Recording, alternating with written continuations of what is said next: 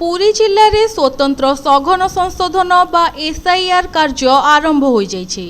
मे 20 तारिख ठारू 29 तारिख पर्यंत बीएलओ मानकु प्रशिक्षण सह आवश्यक फॉर्म प्रस्तुत करा जाइछि।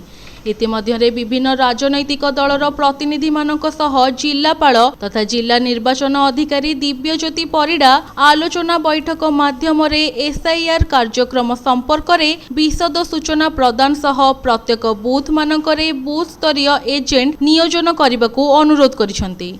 कार्यसूची अनुसार एसआईआर पई योग्यता तारीख जुलाई 1 तारिख धार्य करा जाइछि। मे 30 तारिख ठारू जून 28 तारिख पर्यंत बीएलओ माने घर को घर परिदर्शन करिवे।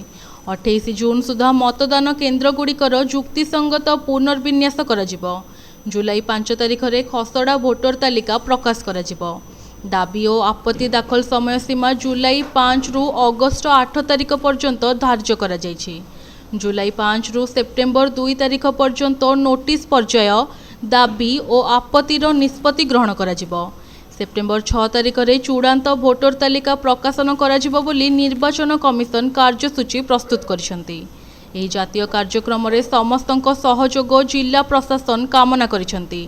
बीएलओ माने भोटर मानक घर को घर परिदर्शन करिवे और एनुमरेशन बा परिगणना फॉर्म गृहस्थंकु प्रदान करिवे। से माने भोटर मानक फॉर्म पूरण करिबारे मार्गदर्शन कराइबे। परिशेष में बीएलओ भोटर द्वारा आवश्यक सूचना सह पूरण होइतिबा परिगणना फॉर्म संग्रह करिवे और भोटर मानक एक स्वीकृति पत्र बा एक्नोलेजमेंट रसीद प्रदान करिवे।